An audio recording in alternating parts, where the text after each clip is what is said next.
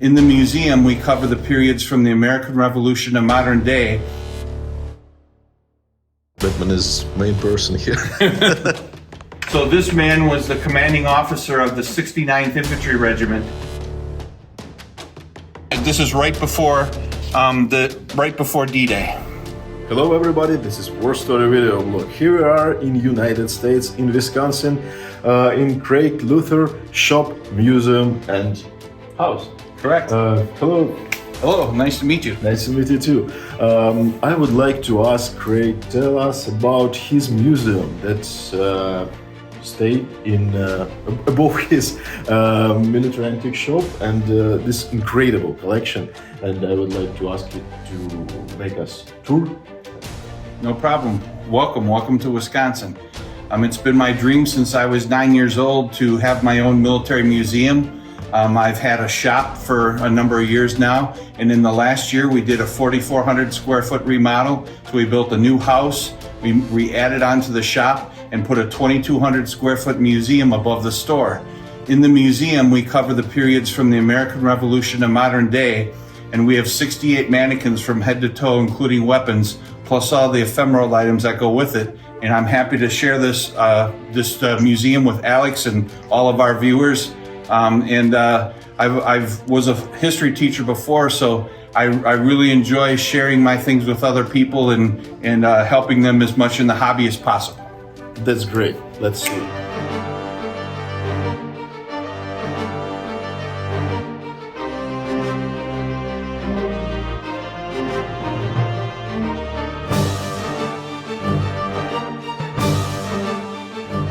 Welcome. Here we have my World War II Japanese section, where we have a Japanese flag, one of the flags that their friends signed before they went off to war. I got that from a U.S. Marine in the 1980s when I was growing up in high school. It still has some blood stains on it. This is Japanese combat helmet with net. I've got a couple rifles, one with capture papers, one with a grenade launcher, a Type 14 and a Type 94 pistol with holster. I've got some U.S. posters, wartime, about kind of anti-Japanese, if you will. Then I have a Japanese plane target for an air gunner. A U.S. air gunner would practice gunnery using this kite. Over here I have my 3 Japanese mannequins. I have an enlisted man from head to toe. I have a non-commissioned officer and an officer with all period original items. Then we move on to World War II German. I collect German Wehrmacht military infantry items. So all of my items are related to Wehrmacht infantry during World War II. So we have a Afrika Korps uniform. We have some uniforms made from Russian shelter halves like they did when they were overseas. We have my helmet collection with all variations of World War II infantry helmets. We have my uniform collection, and I have some combat uniforms as well as the Waffenrock parade uniforms. So I have a Waffenrock parade uniform for an enlisted man, an NCO, and an officer. The rest of the stuff, though, I like to focus on infantry combat. So while I do have some dress stuff, I have a combat sergeant's uniform, a combat captain. I have a collection of infantry assault badges by maker. I have over 100 so far. There's hundreds of them. So I'm trying to get one of each maker in bronze and one of each maker in silver. I collect the close combat clasps. These are all various forms of infantry type headgear. Afrika Korps, a veteran's hat, an officer's crusher. We got an officer's overseas cap, a Russian front hat, a enlisted overseas cap. This is my German sniper uniform. And this was brought home by a guy in Milwaukee who actually killed the German sniper. He was in the Airborne division in World War II. I got all of his information. And this mannequin is complete with all original stuff.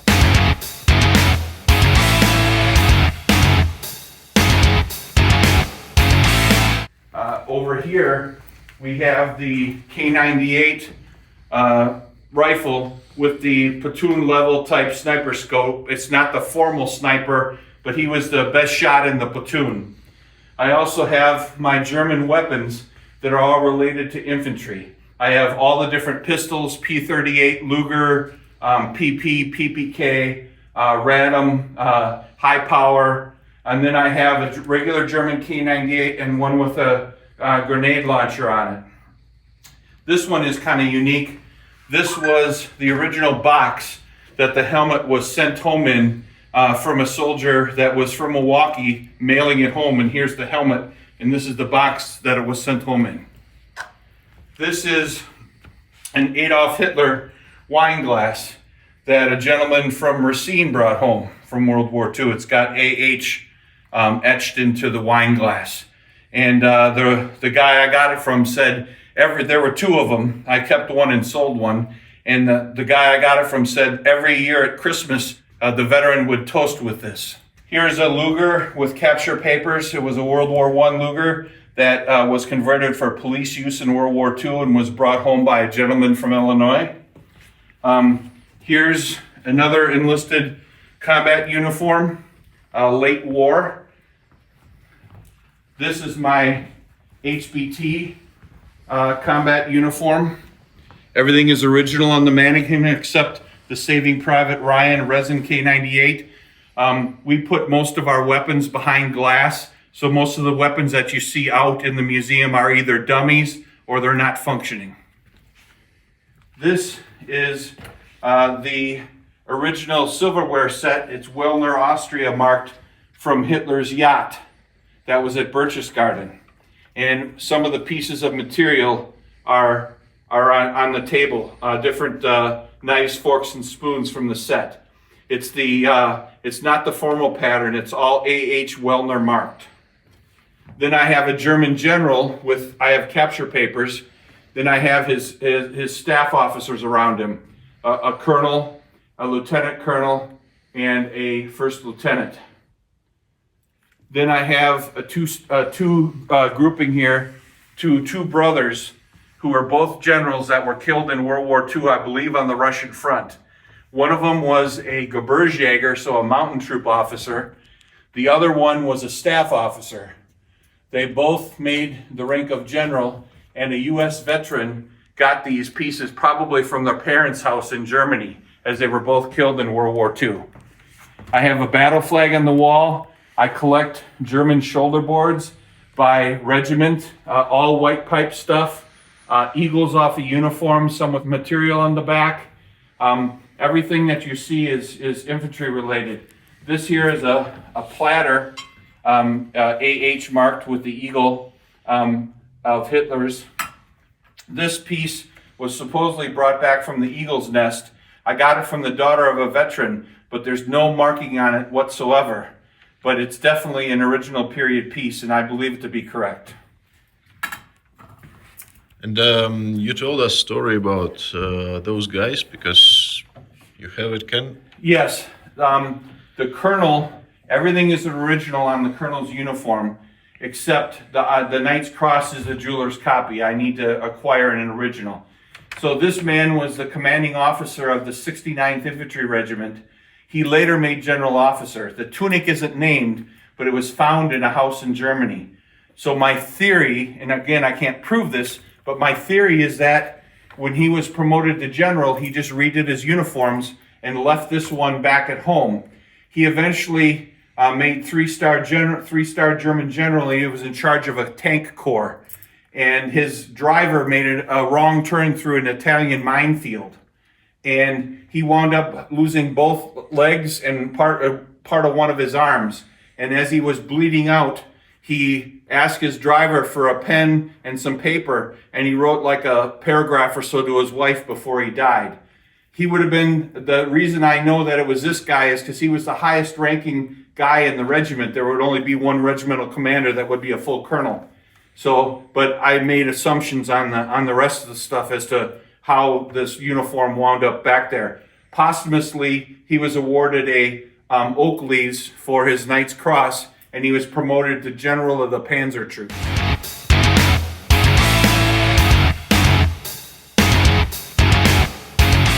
This is when I was a boy, I delivered newspapers from the time I was 9 until I was in high school. This man, Warren Peterson from Stoughton, Wisconsin, was on my paper route and went to my church.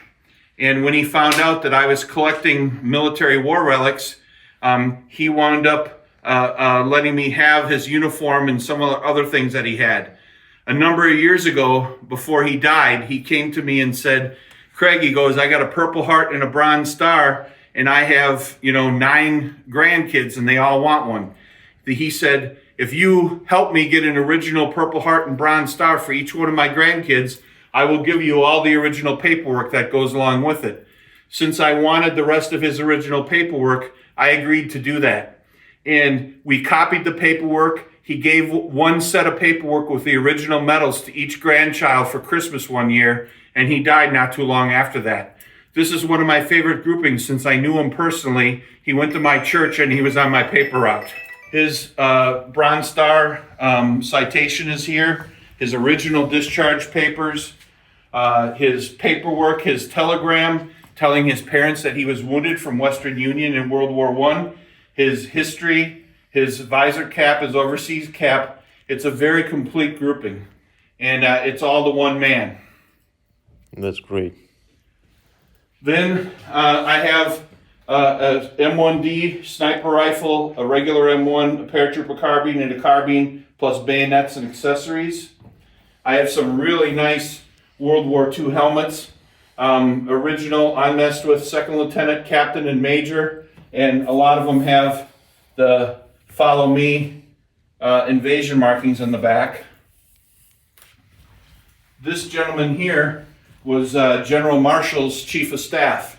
He started out a full colonel and was eventually promoted to brigadier general. I have his colonel's uniform around the corner, which I'll share with you in a second. This uniform here, this was also from my hometown of Stoughton, Wisconsin. He also went to my church. This is Ralph Jacobson's uniform. He was in the 8th Air Force in World War II and flew 17 missions on a B-17 bomber. I acquired this uniform from him along with some hats and a lot of his paperwork from the courses and stuff that he took when he was training and learning how to become a pilot.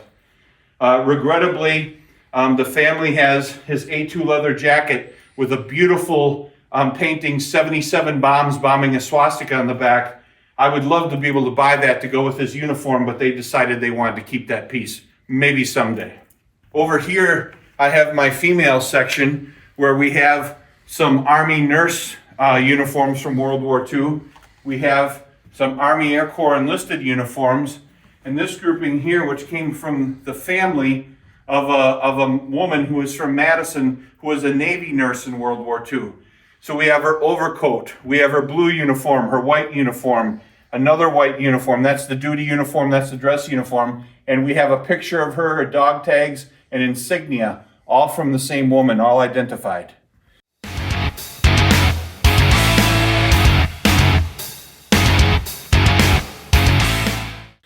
In this case here, I have a grouping from a gentleman who was an 82nd Airborne glider rider in World War II.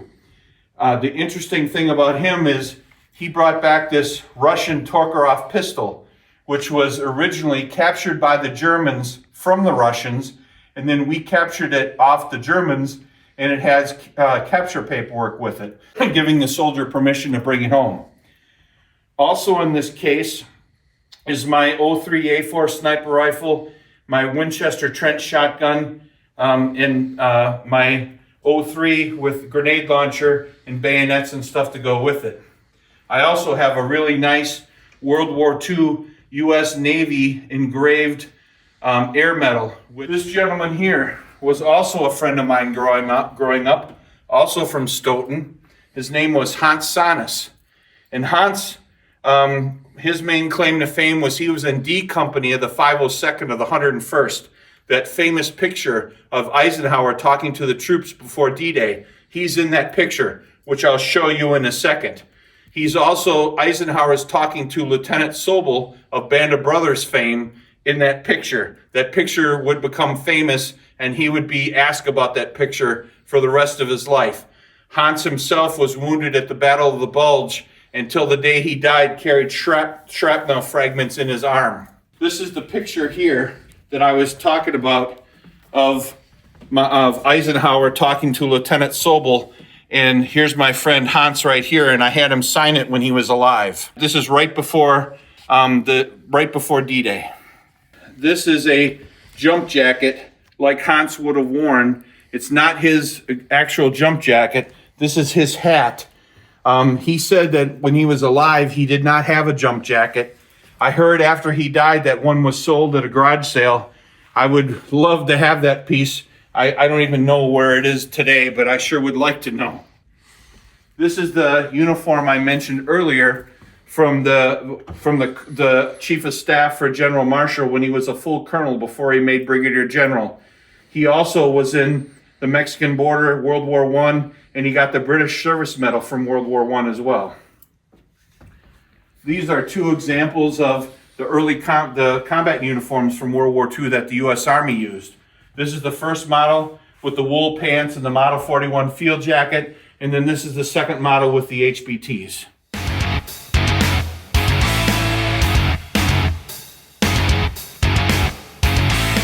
Besides collecting German infantry, I collect 32nd Division, because what can I say? I'm a Wisconsin boy. 32nd Division, the Red Arrow Division, Les Terrebellis, as the French called them.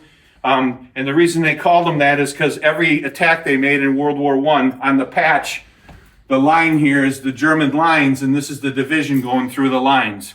So that always interests me. So I collect 32nd Division from World War I to modern day. So here's a World War II uniform from a man that served in the 32nd Division. Here's another one here. This is from the World War II Uncle Sam display at Montgomery Ward's in Chicago during World War II. It's animatronic. When you plug it in, he actually moves. This here is from a factory, a church, some business organization in World War II. It was made by the Eater Flag Company in Wisconsin, who's actually still in business in Oak Creek, about 5 or 10 minutes from my shop and museum. Each one of these blue stars represents a man or a woman serving overseas. The gold stars represent someone that was killed during the war. So out of this organization, 3 people were killed during wartime. On the wall, I have assorted Purple Heart groupings, or different groupings from, I try to keep them to Wisconsin or Milwaukee area.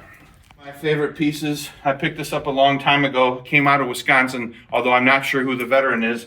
It has an Italian made and embroidered right into the shirt, Combat Infantry Badge, Silver Star, Purple Heart, and European, African, Middle Eastern Campaign Medal with 3 stars on it.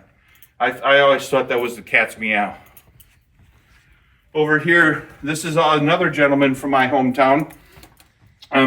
This guy was Matt Matheson. In Stoughton, it's a very Norwegian community. So there were 5 gentlemen from my hometown that were in the 99th Infantry Battalion separate, the Norwegian American ski troopers. Matt Matheson used to golf with my father. I knew him and his wife personally. He was a really good man. This is all his stuff.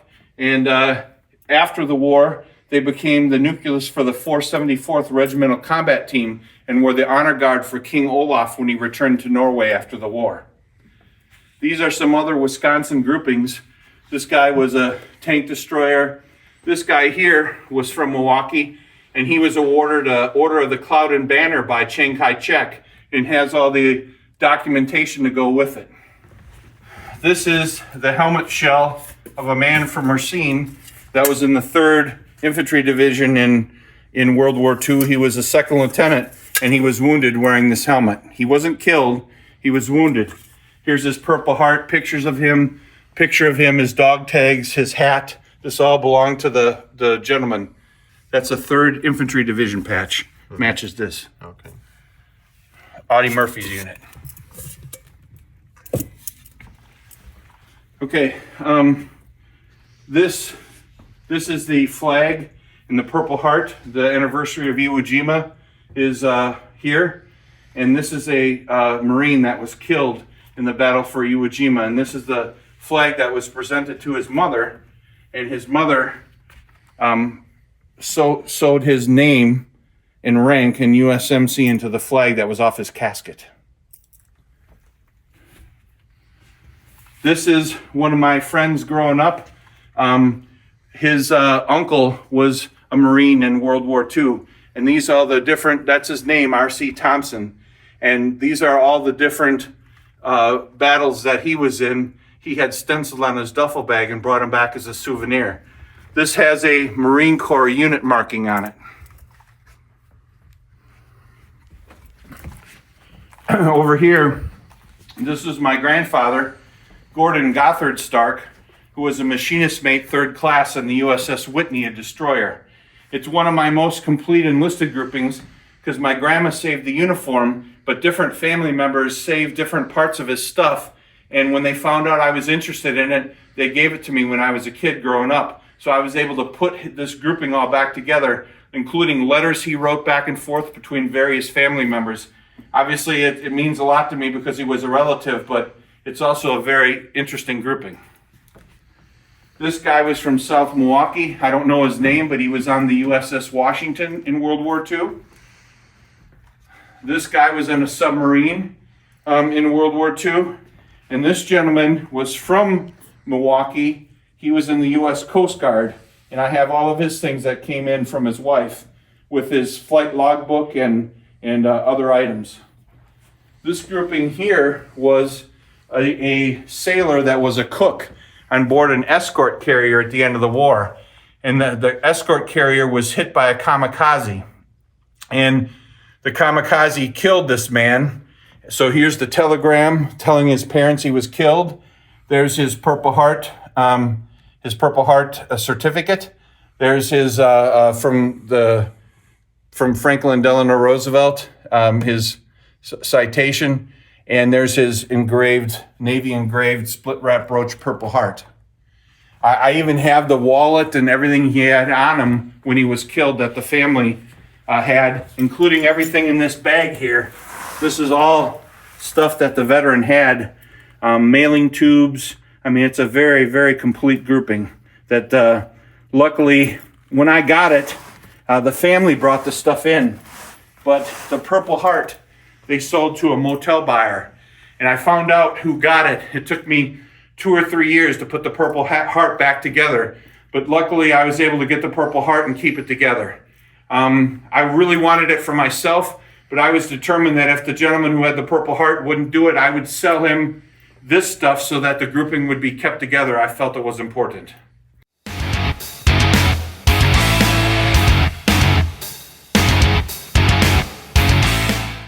These are 2 of my largest groupings. We'll start with the Paramarine here. His name was Bob Winter. He was from Madison, Wisconsin. He was a Marine Corps Paratrooper, of which there was only 1 regiment in World War II. So he was in all the main battles that the Paramarines were in. Guadalcanal, Villa Villa, all of those. Then in 1944, when the Paramarines were deactivated, he went into the 5th Marine Division and was the cadre that trained the Marines to attack and land on Iwo Jima, whose anniversary is just upon us now. When he was a platoon sergeant at that time, when he was going in for the invasion, his platoon leader was killed. He took this top secret invasion map, which still has his platoon leader's name on it, out of his map case, and he became the acting platoon leader until he himself was wounded on the airfield and medically evacuated. After that, when he came home from World War II, he went into the U.S. Army Reserve and joined the Rail Splitters. And the unique thing is these are all of his Army uniforms, and they all have Paramarine combat patches on them, which you just don't see. Then, when they gave up their jump status, he went to the Navy and became a Chief Petty Officer in Gunnery. So all of his chief uniforms have Army Paratrooper wings on them, which is also unheard of. He was a great man. He was from Madison, like I said. His wife was the secretary for the Secretary of Veterans Affairs for the state of Wisconsin. He was a postal carrier for years. He was a umpire, and he was always the type of person that was always doing stuff for others. This grouping here belonged to Bob Mahoney from Suring, Wisconsin. And Bob was a Navy torpedo pilot off the USS Yorktown. And his big claim to fame was he was awarded 3 Navy Crosses. One of them was taken back because they determined that it was a duplicate award. So he has, on record, he has 2, but he was actually physically awarded 3. And I have all the paperwork to show that he was awarded 3. So you have his dress white uniform, you have his tans, you have his overcoat, you have his flight helmet with goggles, his blue overseas cap, his white overseas cap, his pilot's ID card. You have his flight suit, flight helmet. You have his dress green uniform. And then his cousin, Bill Schaller from Milwaukee, who was on the Enterprise, also got a Navy Cross. And he told me about his cousin. I contacted his cousin. He didn't have any kids, so I was able to acquire some of his things, which are on the wall over here. This is my 1st Infantry Division Major from World War II, with all the things on it. Foreign-made patches, foreign-made crests. It's a really nice 1st Infantry Division uniform. This concludes my World War II section of the museum. If you'd like to come with me, I'd be happy to start with the American Revolution and Civil War and move forward in time from there. Sound good? Yes, that's great. Here's one of my favorite pieces. This is one of those 40 feet tablecloth with 99 gold bullion eagles on it, French made, and this is all stuff from Saddam Hussein's palaces. Okay. Yeah, well, this guy here, he and I traded uniforms. I only had 4 uniforms with me, so this was towards the end of the war. See a Junker gold wound badge with the original envelope, the silver, the bronze. All of this stuff was brought back by a World War I veteran. Pistols and rifles, cartridge belts. This is a Civil War Medal of Honor.